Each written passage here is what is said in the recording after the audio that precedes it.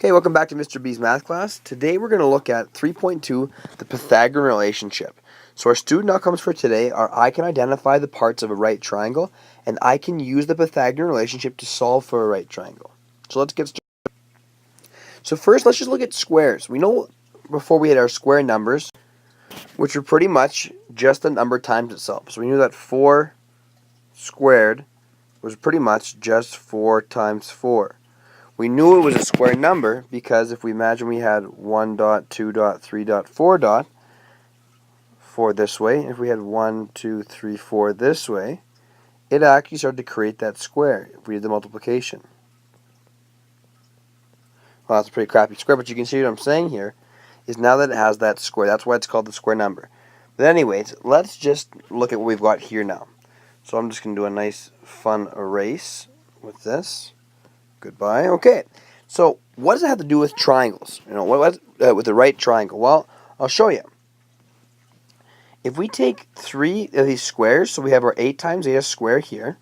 We take our 10 times 10 square, and we put it here, right? That square, and 4 times 4. Now, when you look at it, when they're attached, they make a triangle in the middle. So this square of 8 times 8, this square of 4 times 4. And this square of 10 times 10 make this lovely triangle in the middle. So that's kind of where we're getting right triangles from, because those 3 squares together create ourselves a right triangle. And that's what we're going to go with today. So keep that in mind, that 3 squares can create a right triangle. So what is exactly a right triangle? Well, it's a triangle that has a right angle, which is 90 degrees, remember? And it's usually marked with a mini square.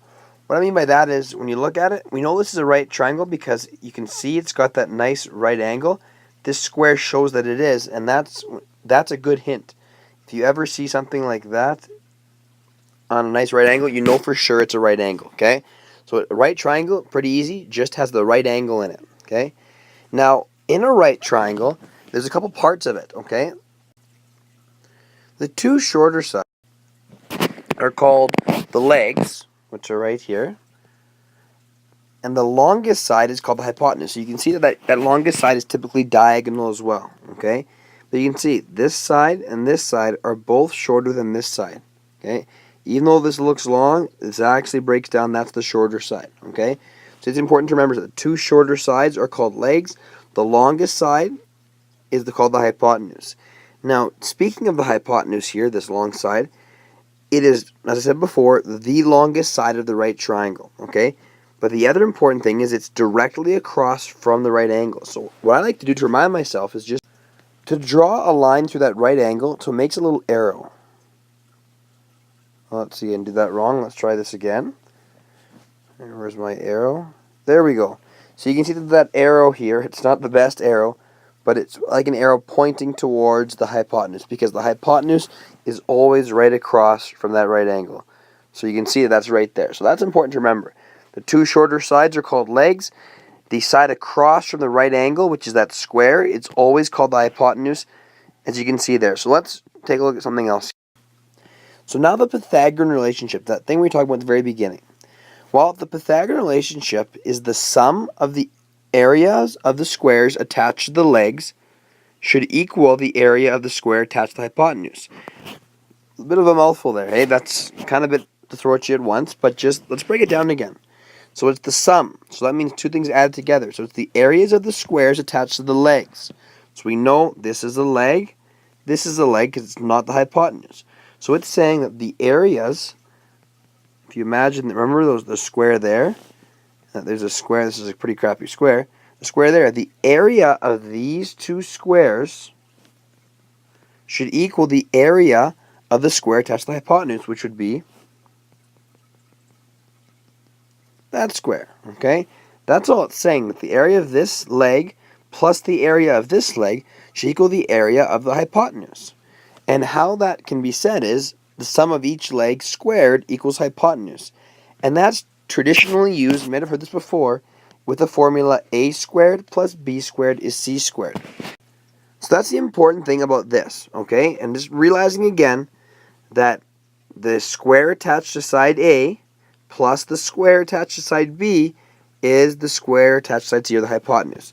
So just to give you an idea what this would look like, we've got a nice right triangle down here, okay? And we're going to do this formula. So we know that there's this little mini triangle, or sorry, square attached to this side. But really, we know that's side A, okay? This side right here is side A. So we're going to write down our formula just below here. So A squared plus B squared equals C squared. It's our formula, okay? Because we want to make sure this is going to work, okay? So side A, as we know right here, is 3. So I'm going to write down, I'm going to write down 3 squared. Plus, well, when I look at over here, side B is the bottom because it's not hypotenuse, is 4 centimeters. So that's going to become 4 squared equals, and we look at side C, we got our 5 centimeters. So side C is 5 equals 5 squared. Okay? And I forgot one little important detail here. We know it's a right angle here. So let's keep that in there. So now we've got this written out. We got our 3 squared plus 4 squared is 5 squared. The only thing we have to do now is just do the work. So we have to ask ourselves, what is 3 squared? Well, that's just 3 times 3, right? Well, that's 9. We know that. So 9 plus 4 squared is like saying 4 times 4. Well, that's 16. When we look at it, 5 squared is really just saying 5 times 5, which gives us 25. So when we actually do all the work for ourselves here, and we add them together, so I'm just going to do the side a little over here. 9 plus 16 equals 25. Look at that. So side A is 25, and that equals the hypotenuse, which is 25. So 25 equals 25, it's a right triangle. Okay? Let's take a look at another example. So a triangle has sides of 5 centimeters, 7 centimeters, and 9 centimeters. What are the area of the squares? Well, let's look at it again. So we know, let's just write our formula anyways, just in case. Okay? We know our A squared, B squared, and C squared. We know that this is going to be side A, B, and the hypotenuse is always C. Okay? So our side A is 5 plus B squared, which is 7 squared, equals C is 9 squared. All it's asking us for the squares. So 5 times 5, 5 squared, which is 5 times 5, is 25, plus 7 times 7, which equals 49, and 9 squared, which is like saying 9 times 9, is 81. So for this part, we got our part 1 done. We found the areas of the squares, which really, what that means, again, just in case we forgot, guys, is there's that imaginary square on this side, imaginary square on this side, and imaginary square on that side. So it's asking for the square. We know one side length here. Because we know it's a square, we know that it's going to be 5, 5, 5, or 7, 7, 7, or 9, 9, 9, because all sides of a square are equal. Okay? Okay, so let's ask ourselves, back to the question, is this a right triangle? Well, just remember, we know it's a right triangle if, and only if, side A squared plus side B squared equals side C squared. So let's look at it. We already know what they are. We know that A squared is 25. We know that B squared is 49. We know that C squared is 81. So let's check it out. So we know it has to equal 81. 25 plus 49, when we put them together, is actually 74. So when we look at it, 74 does not equal 81. So therefore, not a right triangle.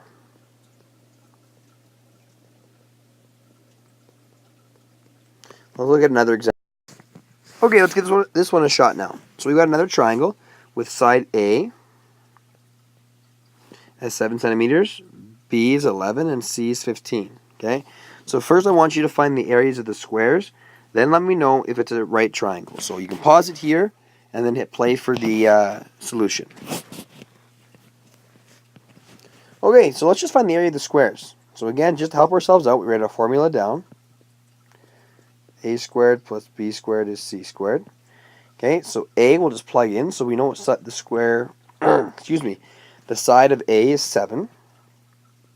So 7 squared plus, we know that B over here is 11, so we'll write down 11 squared.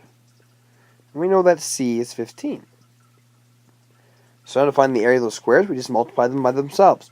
So again, 7 squared is just like saying 7 times 7, and 7 times 7 is 49 centimeters squared, plus 11 times 11 is 121 centimeters squared, and 15 times 15 is 225 centimeters squared.